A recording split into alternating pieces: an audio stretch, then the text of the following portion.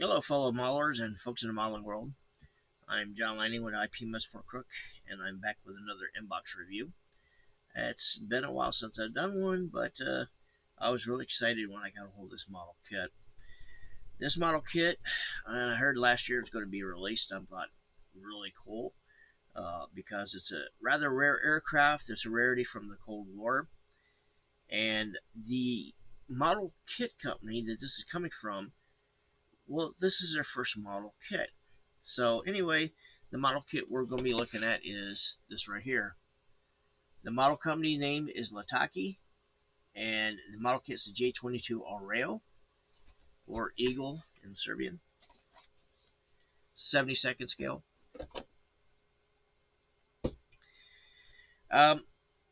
The particularly for the aircraft, first of all, I'm going to start with the Orao it's a combination of two countries coming together, Yugoslavia back in the 1970s, and Romania. They got together in 1970, looking to build an aircraft that's, well, one of the rarities of this plane is the fact that it was built as a combat aircraft without much or hardly any input from the Soviet Union. And we're talking with two countries, the Romanians, who are part of the Warsaw Pact, and the Yugoslavians, who were not. And closely, they aligned as communists, but not with the Soviet Union, which gave them freedom to basically shop both sides of the aisle, so to speak. So anyway, and we're going to cover just the the Yugoslavian versions, because, well, this is the Yugoslavian version of the kit. Supposedly, Litaki has announced that they plan on coming out with the Romanian version sometime down the road. Hopefully, I'll get a hold of that. Anyway, there are four main versions in Yugoslav service. It is known as the J-22 Orao in Yugoslav service. In Romania, it's known as the IAR 93 Vulture or Vulture. In Yugoslavian service, there's the J-22A Orao 1, and that's with the Viper engine without afterburner. There's the J-22B Orao 2, and that's with the Viper engines with afterburner. There's the NJ-22, which is the two-seat trainer version of the aircraft. And there is an IJ-22, which is basically the Aurora 1, including the pre-production models that were taken in and converted as reconnaissance aircraft. So anyway, as I stated, they started collaboration in 1870. The first jet was successfully test flew in 1974. And supposedly it entered Yugoslav service in 1978.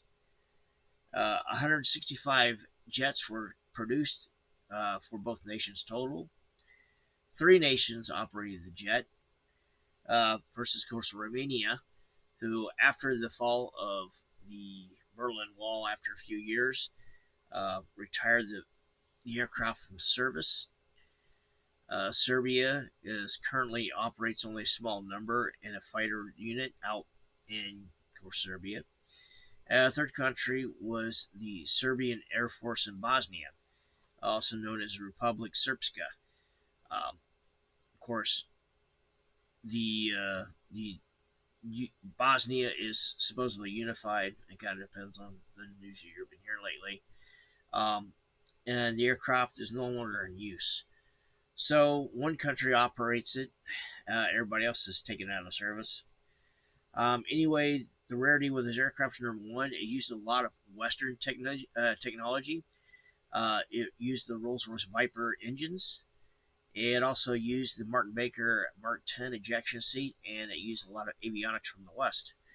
And as a result, the aircraft can carry weapons from both Soviet and Western sources. Now, this ain't the first time that Yugoslavia or even Romania themselves have operated aircraft from both sides of the fence. Yugoslavia, in particular, well, Tito was a very suspicious individual, and he did not really like Stalin, which is part of the reason why he didn't align himself with the Warsaw Pact. As a result, it allowed him to basically look for whatever he wanted that fitted his needs.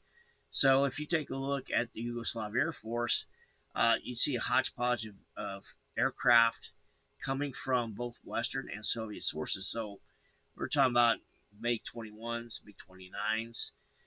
We're also talking about Aerospatiale SA-341 Gazelles, P-47 Thunderbolts, F-84 Thunderstreaks. In fact, the SOKO Orao was produced as a replacement for the Thunderstreak aircraft and also for the J-21 J-Strip. Now, Yugoslavia has produced other aircraft on its own, J-2 J-Strip, which I announced, and the G4 Super Galeb. The two-seat attack trainer looks just like the Hawk. Now, when you look at the Orao, sometimes it looks like you're looking at a Seppicat Jaguar. The aircraft looks almost like spitting cousins. They are high plane. The wings are mounted high on the aircraft. The landing gear comes out kind of odd angles. If you take a look at it, it looks like a Seppicat Jaguar. Both jets came out about roughly, development and production came out about roughly the same time. So it's quite amazing. Anyway, as a result of having technologies from both East and West, it also carried weapons from both East and West. It carried rocket pods. It also carried the Grom-1 missile, which is a Yugoslav production version of the Ka-23 missile, also known as the AS-7 carry in NATO. But it also is able to carry the BL-755 cluster bomb. It also carried the Matra Durandal runway denial rockets. And a really cool thing, I've seen photographs of this, it also carried the AGM-65 Maverick missile. So anyway, a total of 165 aircraft were produced by both countries. It's not known whether production would have been further. Of course, they were going through a modernization campaign when Yugoslavia had their civil war and the production plant in Mostar was destroyed in the war. So, anyway, that's for that. Now, for Litaki, well, they kind of came out of the blue late last year, made the announcement they're making this kit. I will cover some other things I've heard from them at the end here. So anyway, let's go ahead and get into the kit itself. Alright, so here we go here. I have to admit, I did open this previously. I went through the contents. I found something disturbing in here, and I'll show it to you later on. I'm not going to fault the manufacturer of it. It might have been just transportation. Anyway, let's go ahead and look at the kit here. Actually, pretty cool box art here as well. Nice. Anyway, the kit's coming with the following. Move the glasses out of the way. So, kit comes with 6 gray sprues, 1 clear sprue. The clear sprues were packed with this right here, so there was some protection for the parts. Instructions. Decals with photo etch, and then in the back here I'll show you it's also got masking. And then the painting instructions. And the cool thing about this here too is that if you're someone like myself who keeps the box art after building something, well, if for instance you don't want to keep the box art or you don't want to go through the effort of cutting it out or anything like that, or if it gets damaged, guess what? They were cool enough to provide a picture of the box art. So, got that right there.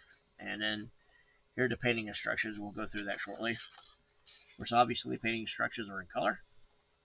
So, let's see what we have here. Here's the first set of sprues.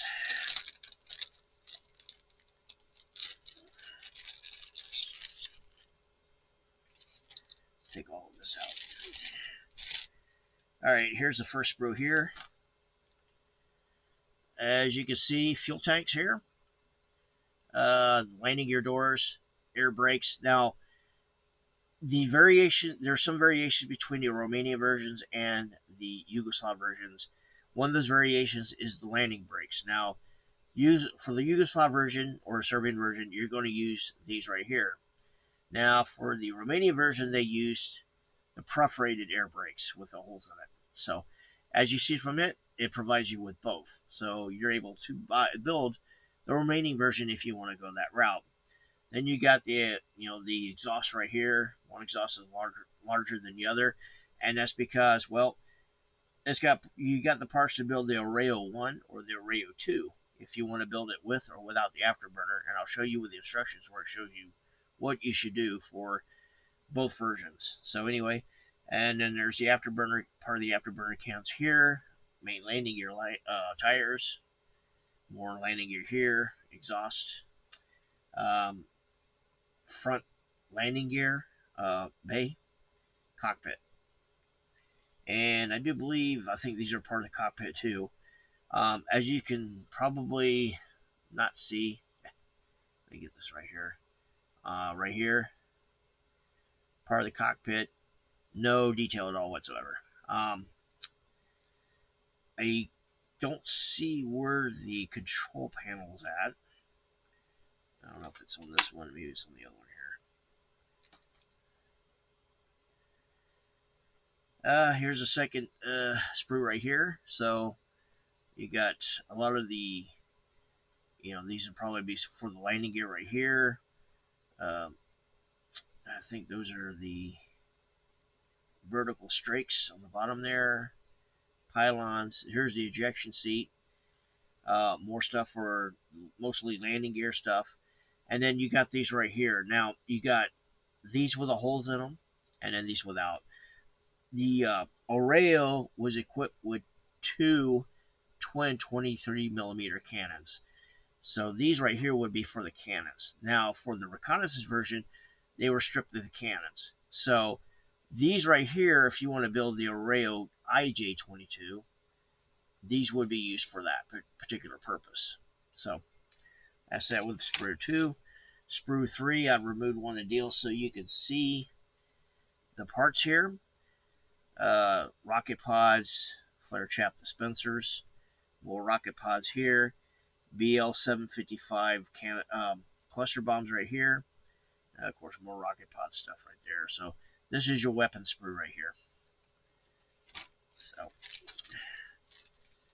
that's the first set. Here's the second set.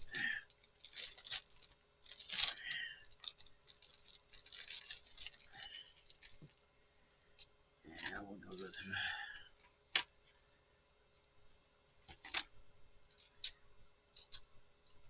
Okay. Next up right here. Here's your afterburner cans right here. Two sets of tailplanes here, weighted and non-weighted. And I'm going to tell you right up front here, have pictures of what you plan on building available, because there are variations. Even in the Yugoslav versions, there's some variations as well. So anyway, the opposite side right here, these are for the main landing gear areas right here. Can't see, I don't know where the control panel's at. So there's that there. Okay, here are the wings and the tailplane. Sorry. And you take a look on the wings right here, you see the detail nicely engraved. Not too light, not too deep, not too thick. Very well engraved. So that'd be on the wings here. But the one issue I found right here is that you take a look at the wings right here. There's no aligning tabs, and I'll show you with the fuselage as well. The wings are butt mounted or butt jointed to the kit, which might cause some aligning issues when putting it together. So that's something you want to be careful of. And this is the fuselage. Now, the fuselage is broken down differently. If you built the Italeri F5 Tiger, it's the same type of breakdown for the fuselage. Now, if you look at the fuselage here, you see the nice details on the bottom right here. More details on the top. However, here's an issue. If you take a look along the side here, I don't know if you'll be able to see it or not. You see a panel line here, one panel right here, a panel line here, and a panel line here. And same on the bottom here, panel line, and panel line. Other than that, though, there's no other panel line detail along the sides of the fuselage. Now, it might be because of the way this was molded. It probably more likely it was difficult to get the detail along the sides of the fuselage. But there are a lot of panels along the side of the fuselage, especially in the front here and in this area as well. All that detail is void. So that might be an issue if you're looking for accuracy. I admit I've also seen a couple other reviews. I will specify that with the reviews, look at several reviews. Don't just take one review at its word. Look at several reviews for the kit. But I've seen from one review to where they say that some of the panel lines might be off a bit. But we'll cover that here in a little while here. So anyway, that's it for the fuselage here. And we'll go back to this right here with the ejection seat. And this is going to have something to do with the detail in the cockpit. This is the Martin Baker Mark 10. If you take a look, there is some detail, but it's not thick detail. There's going along the side of the head of the ejection seat, right here too. So I mean, there's some detail in the ejection seat. It does look like a pretty good ejection seat, but it's not real detailed. So if you want to do a better cockpit, and I will show you with a photo etch, you might want to replace the seat, or you might have to do more work on it. So there's the seat. Now here's another problem I ran into. I am not faulting the manufacturer for this. I think this might have happened during transportation. It was wrapped up. Unfortunately, the canopy's broken, and it was completely snapped in half. So other than that, though, I mean, the clear parts are that they're clear. So I don't know what I'm gonna do. Hopefully, I'm gonna contact, if I can contact the manufacturer. Hopefully, I'll get a replacement. You never know these days. But anyway, your windscreen, your canopy. From the instructions I looked at, it looks like there's only one setting for the one setting for the canopy, and I think it's supposed to be canopy down. I didn't see any guidance on leaving it up. I didn't see any lifting gear for it either, so it might be display with it down, or you might want to do a little bit of work and get it to stay up. So anyway, that's it with the clear parts here. That's really sad, but between you and me, I got 2 of these. So, and I do plan on building one of these very soon. Unfortunately, it probably won't be this one. So, alright. So, let's see here. Right. Here we have the decals, photo etch.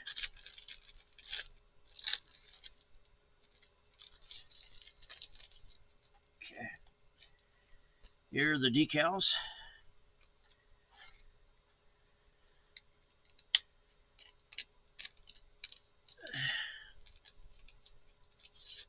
So if you look at the decals right here, they're very nice. They're very well registered. So, and you see here, they're screen printed by Decograph. I've heard the name before. I'm not sure how well they've done in the past, but if you take a look at the decals here, you notice it's a straight run. You've seen in the past where they use multiple decals for multiple colors. So like in the past, you might see, the original Yugoslav design. You'd probably see the red star sitting on top of these 2 colors here. Well, you don't see that, and of course doing it that way causes a little bit of a buildup in the decal. You don't see it here, so it looks like it's straight print. So you're not going to have any of that. It looks like everything is perfectly aligned. The best way to be able to tell that is with the tail markings, because there's so much going on with the tail markings, and it looks like everything is perfectly aligned. I mean, it looks fabulous.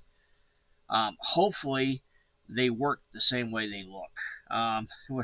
I've seen a few times of some of these kit manufacturers where the decals look great, and then you use them and they shatter, and that has a great big tendency to piss me off. So anyway, the decals, they look good. You see the 3 different versions of the Yugoslav insignia.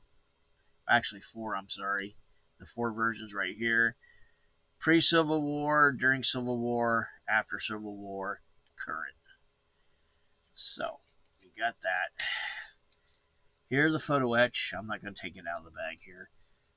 But you can see for the burner cans, these are for the rocket pods.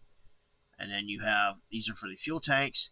This is for your cockpit right here. These, and then here's the control panels right here. And then you have flare chaff dispensers, and then wing fences up over here, some of the antenna. The cockpit, as I showed you, it's flat. So this is going to be your raised detail, is going to be your photo etch. And on the decal sheet, there's your decals for the cockpit. So basically you'll apply the photo etch to the model, and then you'll paint it, and then apply the decal on top of it. So this would be your raised detail. And there's a couple other parts right here too, little parts that'll be hanging off the sides. So there is some detail with cockpit accuracy. I don't know. I mean, something like this right here. I mean, you can see the micro, the micro detail with it. So it's probably closer than what we've seen in the past with, especially artillery was pretty bad at this with older kits, to where in order to get detail in the cockpit, they just poked a bunch of holes or made a bunch of raised areas. And if you look at it, it's way out of scale. It looks like the cockpit details are in scale for this aircraft anyway. So anyway, you have that. Here's the instruction sheet. Oh, I forgot to show you here. Here's the masks for the model kit. Canopy, I'm pretty sure it's also going to be wool masks. So here's the instruction sheet here. Starts off full color on the covers, but it's black and white. So anyway, of course, the cool thing is it shows you your sprue maps, which are cool. And then already you start going in here, there's already been one addendum to the instructions. And this is to do your conversion as if you're planning on building the Orao 1 opposed to the Orao 2, because the Orao 1, the Rolls-Royce Viper engines did not have afterburner, so the engines were shorter. So this will be the first addendum to correct that issue. So you would go ahead, cut those off there, and then go ahead and apply the parts, and then build them up. And as I showed you, there's two exhaust tails. One's for the afterburner, and one isn't. So there's more detail for the cockpit, and also for the fuselages. And another addendum that tells you to go ahead and add weight to the nose. More instructions, the buildup of the exhaust and rear. Intakes, wings. As I stated, the wings are butt jointed. And also, I forgot to show you on the fuselages here, there are no aligning pins. So you have to manually align the aircraft, or you can create little tabs on the inside to help with alignment. But there's no alignment tabs on anything, so everything's going to be manual alignment. Okay, so fuselage assembly, and then this is where there's going to be an issue. This is the landing gear instructions. Okay, now the landing gear for this particular aircraft would be kind of difficult because there's a lot of detail in it. But you have a lot of parts that are going to be angling off of the main landing gear. Unfortunately, there's no 3D views of the landing gear when you're finished.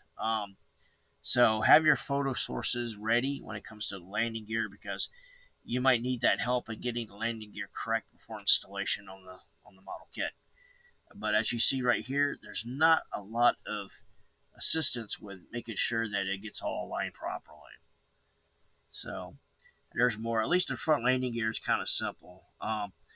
Although you've got this right here, it gives you a point, but I don't see where, you see where the support beams go from the door here. The arrows shoot this way, but I don't see where you glue those two. So you might have to, again, get some pictures, make sure you get stuff aligned. So anyway, and then here's the landing gear doors of it, as I told you.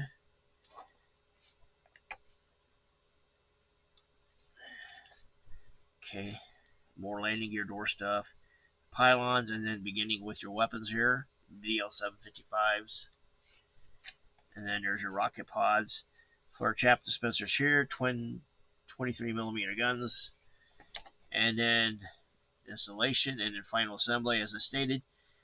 It doesn't show it mounted up or down. Most kits have you do it either way. This is not showing you, but there's no support rods for having the canopy open.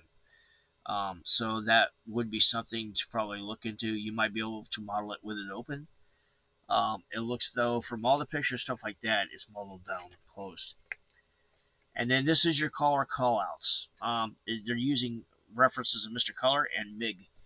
So Mr. Color, there are reference charts all over the place on that. So of course, most people, they use something different.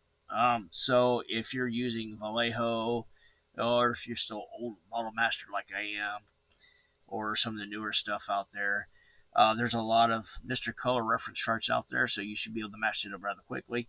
MIG, not so much, but then again, they're a newer company.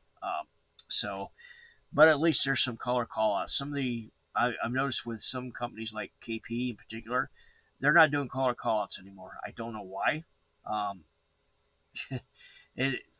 So which means you'll have to look for another source to make your accurate color painting schemes. Sorry. And then here's the painting instructions, full color. It's got 6 different versions. First is the let's see here. Sorry. And there we go. So the first two, one of the early versions right here, and then the version that showed up at Le Bourget in 1987. So this is pre-Civil War, with the original star over the meatball. And here's 2 more versions here. One is during the Civil Wars, with the first modification of the Serbian insignia. And then here's the second version of the insignia in 2006. Now, just so that you know, this version right here is the Orao one. My understanding is the rest of the versions here modeled are Orao 2s. So, and it should tell you in instructions right there. If you're doing the Orao 1 with the modifications to the engines, it would be with this paint scheme right here. The rest of them are the Orao 2. So, and then these are the 2 final schemes here. This is the current scheme, for 2007 and 2021 with the special tail markings on it. So, and then your stencils. There are plenty of stencils on the sheet, so it's enough to make the stencil count on this right now. Anyway, there you have that. So I'm going to put this back together here, and then we'll get back with my final thoughts. Alright, so there you have it there. Review in a nutshell. I like the idea of having something so rare being kitted. The only other kit that I'm aware of of this particular aircraft is the old resin kit that was issued by Aeropoxy and reboxed several times. One of them by Lift Your Decals and a few other times as well. The kit is still available if you look online. You'll probably be paying quite a bit for it. They do have a Romania version as well, but it's the same kit, just different decals. and it's a resin kit. So, but after that, there's nothing else out on the market. So this is the first full plastic kit of this aircraft in any scale out there. What do I think? Well, there are some shortfalls. As I stated, the biggest issue would be the details along the fuselage. Um, I've heard one reviewer state that some of the panel lines might be off, but there's a bit of a issue when you have no details at all along the sides. And if you take a look at photographs along the sides, there are a lot of panels along the sides of the aircraft. Now, if you're going to build one of the newer versions, one of the versions that are rather clean, not very well weathered, you might be able to get away with it. Or you might want to get a pencil and draw those panel lines along the side. That might help up it as well. However, if you plan on doing something that's been weathered, well, those panel lines would be an advantage to help with weathering. So that would be something that'd be an issue. Now, I did look online. There is a set out there on eBay that allows you to go ahead and do the panel lines. It's like $20 or something like that. So somebody already had information about this kit and already put out a detail set for rescribing the, or they're basically they're plates for rescribing the panel lines along the sides of the fuselage and also on the tops of the plane. So if the panel lines are off, supposedly that set is supposed to be the accurate set when it comes to panel lines on the kit. As I stated, it's on eBay. You can get it for like $20 separately. But if that's not going to be too much of an issue, some of the other things that that kind of drug it down is the cockpit is going to be okay. I think the cockpit will be okay. There's some photo etch parts that are coming off the cockpit, but I think it'd be okay. So I guess for me, it's not going to be too much of an issue. The ejection seat, on the other hand, I don't know. I didn't see a whole lot of photo etch for the ejection seat. I might be wrong on that. I didn't look too hard about it. But there are aftermarket ejection seats out on the market. Pabla, a few others have done them. So, but I think you might do okay with the ejection seat as well. If there's some photo etch on it, you could probably do some extra detail on it as well. As I stated, it looks like the kit is molded with the cockpit closed. I don't see anything that would help keep it open. I might be wrong, or you might be able to get away with just going it with it open without any struts to support it. So there's that. The other issue I have is the weapons. As I stated, it only comes with rocket pods and the BL-755s. I would love to see this with the Maverick missiles or the Grom ones. Unfortunately, this kit didn't come with it. Also, there are other variations you can make with this kit. As I stated, it does have parts to make the Romanian version, which there are some differences, not a whole lot, and they're not major, particularly the air brakes. The air brakes are in the kit, so you can build a Romanian version. I think that's the whole deal. Everybody's doing that these days, making enough parts to where you can build either version, but they only have decals for one. However, the reconnaissance version, yeah, you can build it. However, you'll have to build it without the reconnaissance pod. There is no reset pod in this kit. And yes, it does have one that's mounted centerline on the aircraft. Also, with the ground missile, I failed to mention it. The ground missile, you'd have to have a data link with it, or I've seen it with the data link installed on the aircraft. Again, the data link's not involved in that, or not in the kit as well. Well, some pluses there. Well, number one, we're kit out. Decals look nice. Very well done. The other issue I got is, of course, the alignment pins. There's no alignment pins, so you'll have some fun getting it, to set up. I didn't do a test fit on it here, kind of shorter time, so what do I think of it? Well, I'm gonna get a 6.5 to 7. And the reason being is because of the things that I mentioned. Um, I'm not going to fault them for the broken canopy. I think maybe they did try, they did wrap it in, and wrap it somehow got broke anyway. It might be because it was put in with three of the other sprues and it probably got jiggled around. It would have been nice if they just had that separate so that it doesn't get crushed with the other parts. Hopefully, I can get a replacement from them. I would love to be able to do that. So uh, I'm not going to fault them too much because for a first kit uh, coming out of the gates here, it's not a very bad effort. It's pretty decent effort.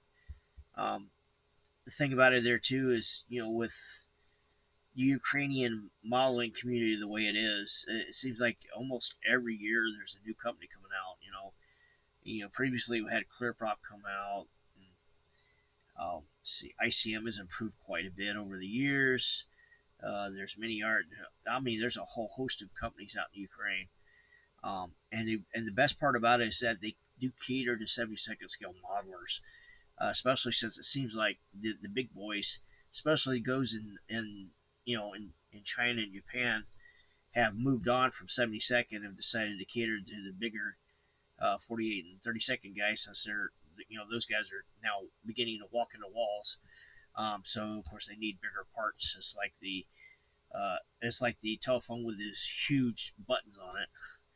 So no one to catch up for that. But yeah, it seems like most of the big guys have decided that they're just going to go with the bigger scales and leave 72nd scale to someone else.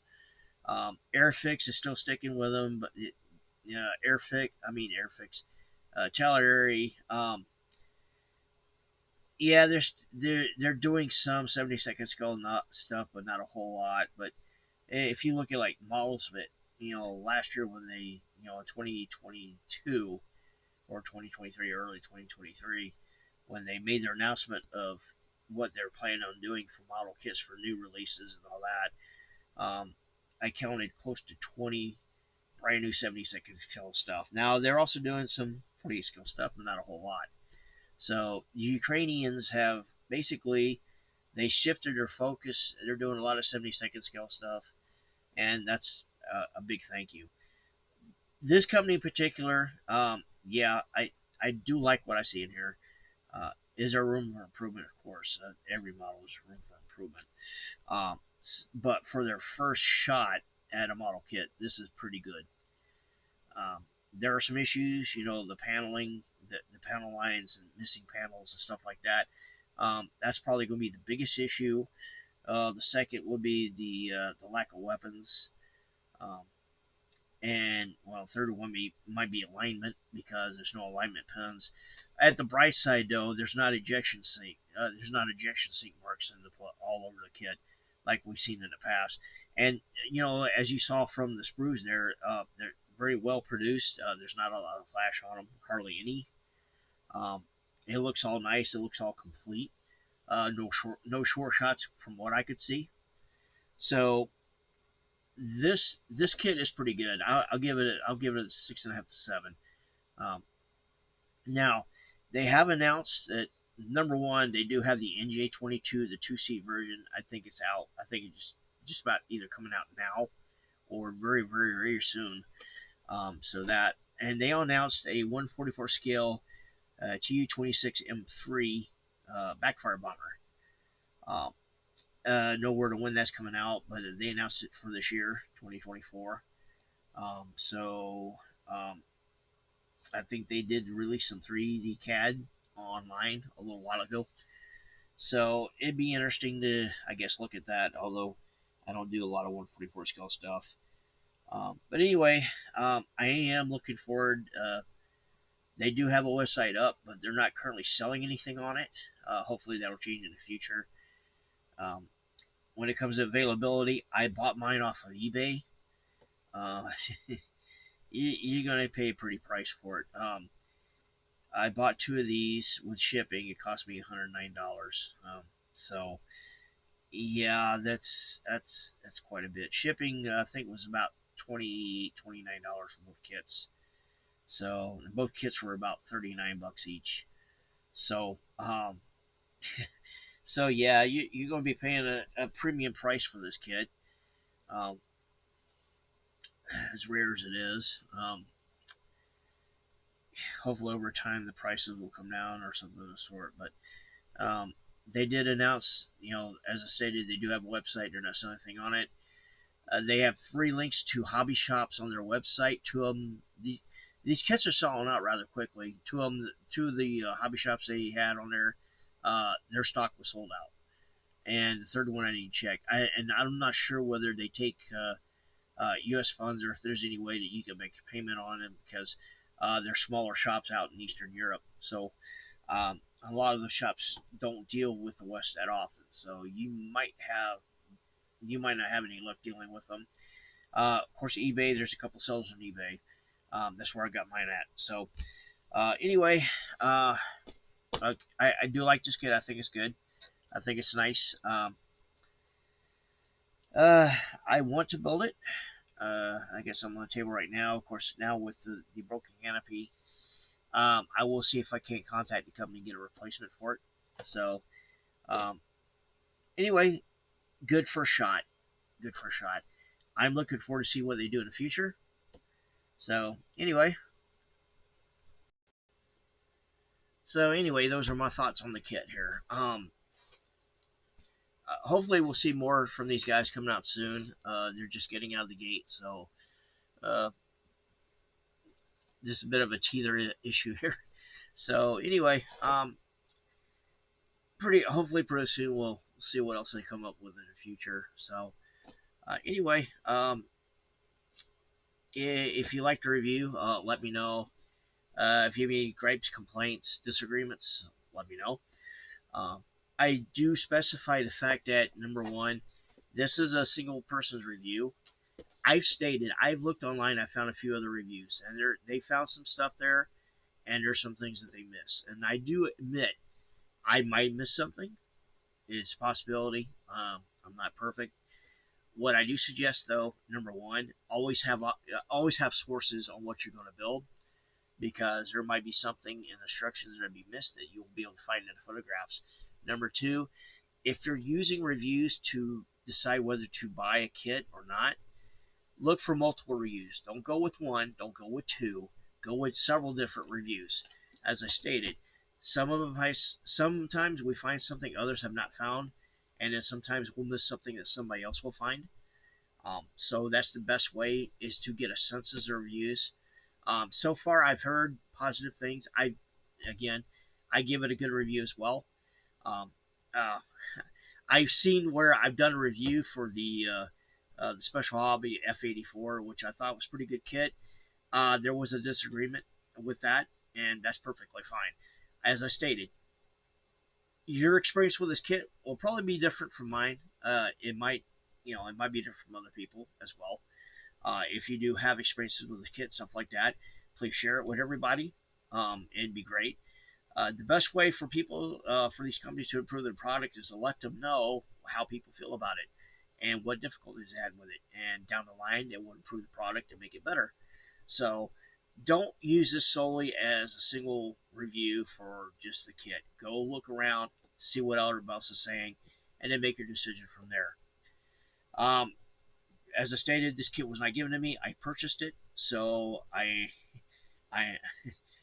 and I always give honest reviews on everything. So anyway, my review 6.5 to 7. It's a good kit. Something very rare. If you're looking for something like this, I do highly recommend it. So anyway, you guys have a good night, and I'll see you next review.